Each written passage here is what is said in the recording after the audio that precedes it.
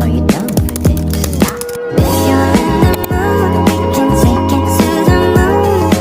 Just like a movie scene, table for two. No need to be fair, I want you instead.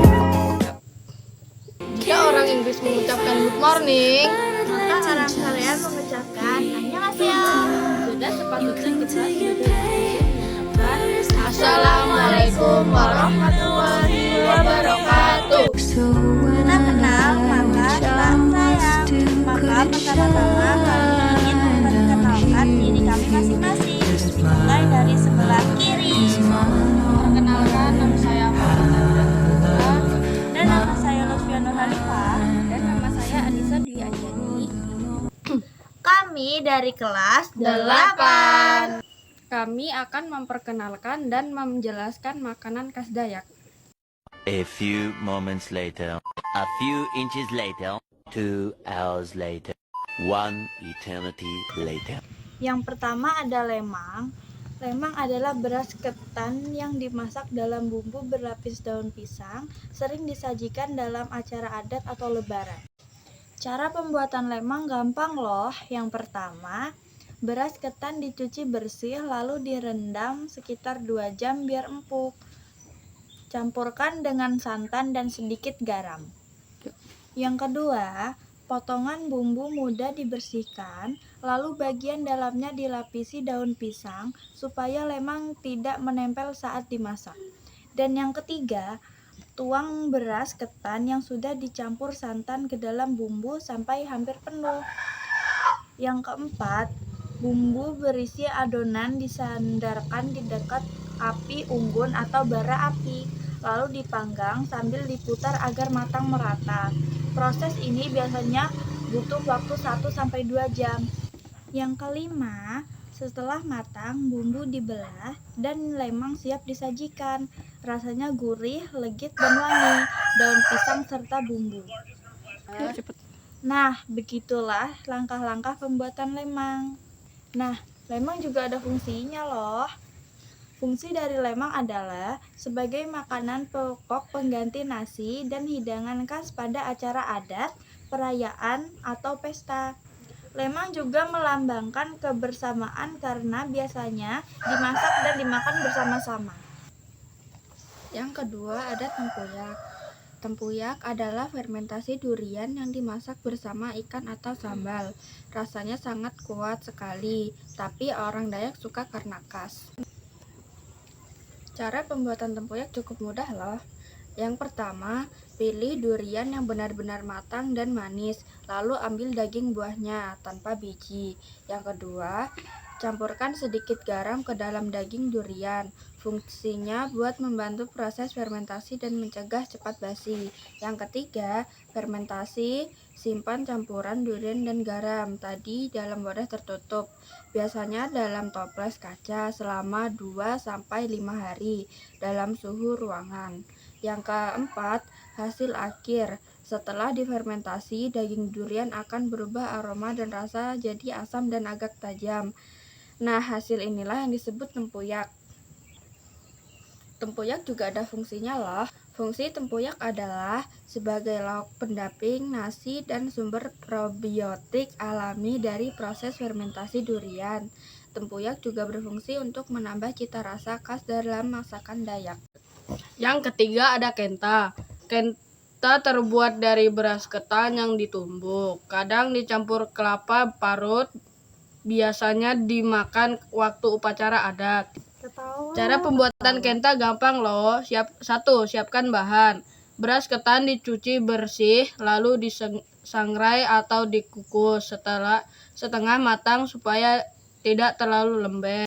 Yang kedua, tumbuk beras ketan. Setelah agak matang, ketan ditumbuk menggunakan alu dan lesung sampai halus dan lembut. Yang ketiga, campur kelapa parut. Ketan yang sudah ditumbuk dicampur dengan kelapa parut dan sedikit garam supaya rasanya gurih. Yang keempat, siap disajikan. Adonan dicetak atau dibentuk sesuai selera.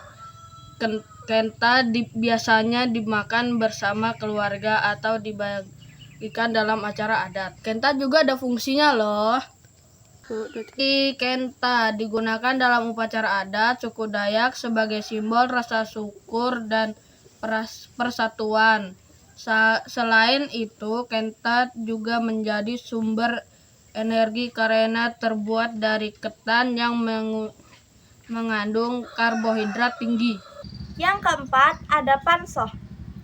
Pansoh adalah daging ayam atau ikan yang dimasak dalam bambu bersama bumbu dan santan. Aromanya wangi banget karena dimasak pakai bambu. Cara pembuatan pansoh gampang loh. Yang pertama, siapkan ayam atau ikan sebagai bahan utama. Dan yang kedua, haluskan bumbu seperti bawang, serai, jahe, lengkuas, dan garam. Yang ketiga, campurkan bahan utama dengan bumbu dan sedikit santan. Yang keempat, masukkan ke dalam bambu muda dan tutup dengan daun pisang. Dan yang kelima, panggang bambu di dekat api hingga matang dan harum. Pansoh juga ada fungsinya loh. Fungsi pansoh adalah sebagai makanan tradisional suku Dayak dalam acara adat dan simbol kebersamaan. Cara memasaknya memakai bambu juga menunjukkan kedekatan dengan alam. Yang kelima ada daun ubi tumbuk. Daun disingkong ditumbuk halus, lalu dimasak pakai santan dan bambu, mirip sayur daun singkong pada versi Dayak. Cara pembuatannya cukup gampang loh. Yang pertama, siapkan daun singkong muda, cuci bersih lalu tumbuk hingga halus. Yang kedua, haluskan bumbu seperti bawang, cabai, dan lengkuas. Yang ketiga, tumis bumbu sampai harum lalu tambahkan santan. Yang keempat, masukkan daun singkong yang sudah ditumbuk. Yang kelima, masak hingga santan meresap dan daun singkong matang. Daun ubi tumbuk juga ada fungsinya loh. Fungsi daun ubi tumbuk adalah sebagai lauk tradisional suku Dayak yang bergizi tinggi. Makanan ini memberikan energi, mengandung vitamin dan serat dari daun singkong, serta menjadi pelengkap utama dalam hidangan sehari-hari. Yang keenam ada juhu umbut rotan. Juhu umbut rotan adalah masakan dari pucuk rotan muda dan yang direbus dan dibumbui santan. Rasanya agak pahit tapi gurih khas banget. Cara pembuatannya cukup mudah loh. Yang pertama, siapkan umbut rotan muda. Kupas kulit luarnya lalu potong kecil-kecil. Yang kedua, rebus umbut rotan hingga agak empuk untuk mengurangi rasa pahit. Yang ketiga, tumis bumbu seperti bawang, cabai, serai, dan lengkuas sampai harum. Yang keempat, masukkan umbut rotan, tambahkan santan dan garam. Yang kelima, masak hingga bumbu meresap dan santan mengental. Juhu umbut rotan juga ada fungsinya loh. Fungsi juhu umbut rotan adalah sebagai makanan tradisional suku Dayak yang berguna untuk menjaga daya tahan tubuh. Umbut rotan dipercaya membantu melancarkan pencernaan, memberi rasa kenyang, dan menjadi sumber serat alami dari bahan hutan. Nah, tadi kelompok kami sudah memperkenalkan dan menjelaskan tentang makanan khas Dayak. Kalian sudah mengerti belum? Oke, kami sudah mengerti.